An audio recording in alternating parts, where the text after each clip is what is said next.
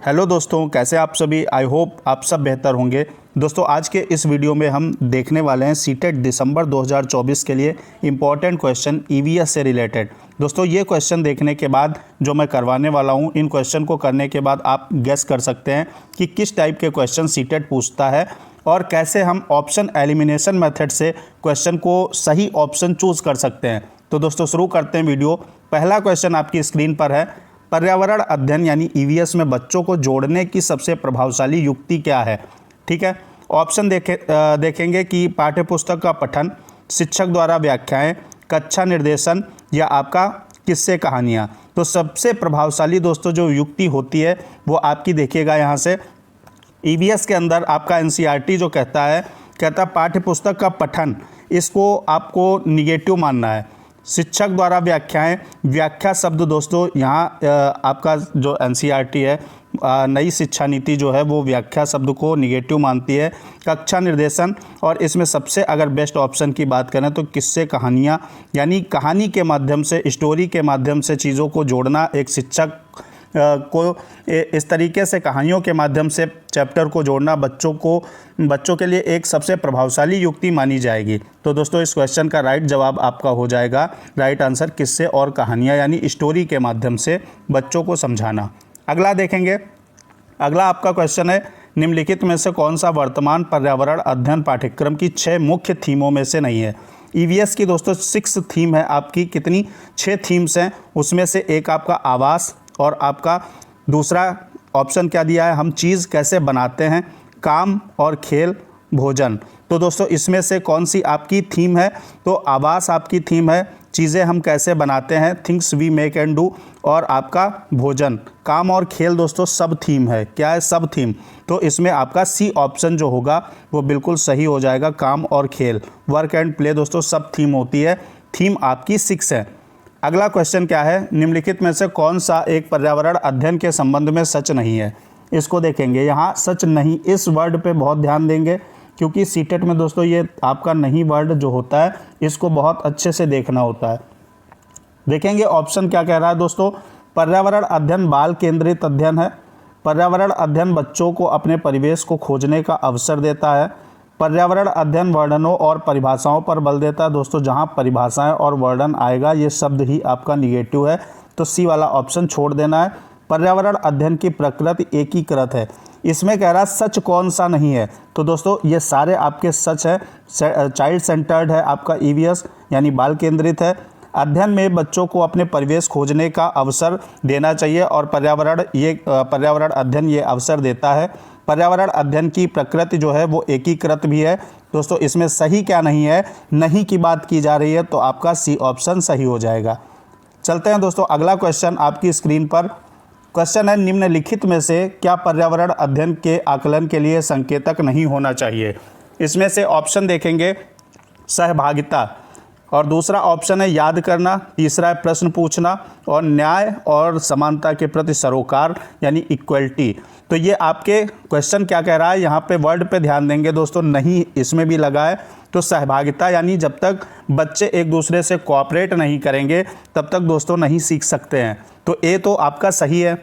याद करना दोस्तों नई शिक्षा नीति जो है उसमें याद करना शब्द जो है वो आपका निगेटिव माना गया है, इसलिए आपका बी ऑप्शन इसमें नहीं है, इसलिए ये सही हो जाएगा। बाकी आपके सारे हैं एक दूसरे से प्रश्न पूछ के, तर्क वितर्क करके हम चीज़ों को अच्छी तरीके से सीख सकते हैं। और इक्वलिटी दोस्तों, इक्वलिटी तो बहुत ज़रूरी है, न्याय और समानता के प्रति सरोकार। तो इसमें सही जवाब कौन सा हो जाएगा आपका, याद करना, ये नहीं होना चाहिए। अगला क्वेश्चन देखेंगे।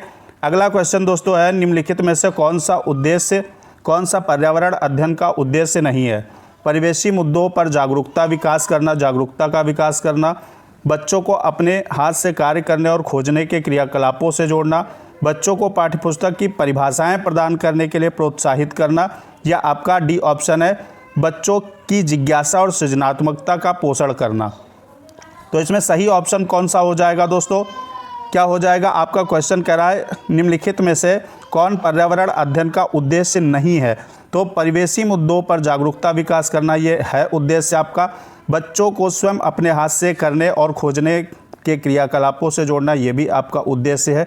बच्चों को पाठ्यपुस्तक की परिभाषाएं प्रदान करने के लिए प्रोत्साहित करना, ये दोस्तों आपका ऑप्शन निगेटिव है, इसलिए सी ऑप्शन आपका इस क्वेश्चन के हिसाब से सही हो जाएगा। अगला क्वेश्चन बढ़ते हैं। निम्नलिखित में आपका 5th क्वेश्चन है, निम्नलिखित सीखने के कौन से सिद्धांत का पर्यावरण अध्ययन में अनुसरण होता है? ज्ञात से अज्ञात, अज्ञात से ज्ञात, वैश्विक से स्थानीय, अमूर्त से मूर्त। तो देखिएगा यहाँ डी ऑप्शन कह रहा अमूर्त से मूर्त, यानी जो चीज़ें अमूर्त मतलब जो चीज़ें नहीं हैं उनसे हम मूर्त तक जाएं। तो दोस्तों ये आपका ऑप्शन गलत हो जाएगा। वैश्विक से स्थानीय, वैश्विक से स्थानीय नहीं बल्कि स्थानीय से वैश्विक होता है, मूर्त से अमूर्त होता है, ज्ञात से अज्ञात होता है, यानी आपका पहला ऑप्शन राइट हो जाएगा। ज्ञात से अज्ञात की तरफ हम लोग क्या करेंगे? पर्यावरण में चीज़ों का अनुसरण करेंगे। अगला क्वेश्चन देखेंगे, 7 नंबर क्वेश्चन है। क्वेश्चन है निम्नलिखित में से किसको पर्यावरण अध्ययन में बच्चों के आकलन में दूर करना चाहिए? अगला आपका ऑप्शन क्या है? आकलन के संकेत का उपयोग, बच्चों के सीखने के गुणात्मक आकलन, बच्चों के उत्तरों को सही या गलत में आंकना। कक्षा 5 के पर्यावरण पाठ्यपुस्तक में प्रत्येक पाठ के अंत में दिए गए कार्य पर आज हमने क्या सीखा पर चर्चा करना। तो इसमें से कौन सा ऑप्शन आपका सही दोस्तों हो जाएगा? देखिएगा क्वेश्चन कह रहा है, एक बार फिर से देखेंगे, निम्नलिखित में से किसको पर्यावरण अध्ययन में बच्चों के आकलन में दूर करना चाहिए? आकलन के संकेत का उपयोग, इसमें दोस्तों आपका क्या हो जाएगा? बच्चों के उत्तरों को सही या गलत में आंकना, ये आपका ऑप्शन सही हो जाएगा। अगला क्या है? अगला दोस्तों क्या है? अगला है आपका पर्यावरण शिक्षण अधिगम में कक्षा में प्राप्त अधिगम को बाहर के जीवन से जोड़ने और इसे समृद्ध करने का तात्पर्य क्या है? पर्यावरण शिक्षण अधिगम में कक्षा में प्राप्त अधिगम जो है उसमें बाहर से मतलब बाहर के जीवन से जोड़ने और इसे समृद्ध करने का तात्पर्य पाठ्यपुस्तकों से बाहर जाना या वैश्विक पर्यावरण मुद्दों और चिंताओं को पाठ्यपुस्तकों से लिंक करना, पूर्ण विद्यालय दृष्टिकोण या पाठ्यचर्या से बाहर जाना। तो इसको दोस्तों समृद्ध करने का, इसको जोड़ने और इसे समृद्ध करने का तात्पर्य है, क्या तात्पर्य? वैश्विक पर्यावरण मुद्दों और चिंताओं को पाठ्यपुस्तकों से लिंक करना, ये आपका ऑप्शन सही हो जाएगा। अगला दोस्तों क्वेश्चन क्या है देखेंगे। अगला क्वेश्चन है, निम्नलिखित में से कौन सी पर्यावरणीय कक्षा में गतिविधि या गतिविधियां नहीं है? चित्र खींचना, फील्ड भ्रमण, श्यामपट्ट का उपयोग, उपयुक्त सभी गतिविधियां हैं दोस्तों बोल रहा है, नहीं शब्द इसमें नहीं यूज हुआ है। तो इसमें क्या होगा? पर्यावरणीय जो पर्यावरण की क्लास चल रही हो उसमें दोस्तों गतिविधि या गतिविधियां कौन सी हैं? चित्र खींचना, बिल्कुल ये गतिविधि एक्टिविटी है। फील्ड भ्रमण करके सबसे बेहतरीन तरीके से कुछ भी सीखा जा सकता है। श्यामपट्ट का उपयोग यानी ब्लैक बोर्ड, व्हाइट बोर्ड होना चाहिए, उपयुक्त सभी। तो इसमें आपका डी ऑप्शन सही हो जाएगा। अगला क्वेश्चन देखेंगे। क्वेश्चन क्या है दोस्तों? विद्यालय में मिड डे मील के समय कौन सा सबसे प्रासंगिक कथन है? मिड डे मील के लिए सबसे अच्छा, इसमें सबसे बेहतरीन कथन कौन सा स्टेटमेंट हो जाएगा? देखिएगा, एक कह रहा है शिक्षण अधिगम के साथ इसका कोई लेना देना नहीं है, या पर्यावरण शिक्षण अधिगम के लिए एक अच्छा शिक्षण अधिगम का अवसर है, या उन बच्चों के लिए जो विद्यालय में खाली पेट आते हैं, या शिक्षा अधिगम के बहुत ही मूल्यवान समय को बर्बाद करता है। तो इसमें देखिएगा ये वर्ड निगेटिव है, इसमें ये वर्ड निगेटिव है, तो दोनों आपके ये ऑप्शन गलत हो गए। और ऐसा नहीं है कि एमडीएम का दोस्तों शिक्षण अधिगम से कोई लेना देना नहीं है, इसलिए ये भी ऑप्शन आपका गलत हो गया। तो आपका राइट जवाब बी ऑप्शन हो जाएगा। तो इस तरीके से दोस्तों हमने देखे 10 क्वेश्चन, इंपॉर्टेंट क्वेश्चन, और गेस किया कि किस तरीके से हम लोग अच्छा स्कोर कर सकते हैं ईवीएस में। तो अगले वीडियो में आपको मोस्ट इंपॉर्टेंट क्वेश्चन लेके मिलते हैं। फिर चैनल को दोस्तों सब्सक्राइब कर लीजिएगा, वीडियो को लाइक कर दीजिएगा।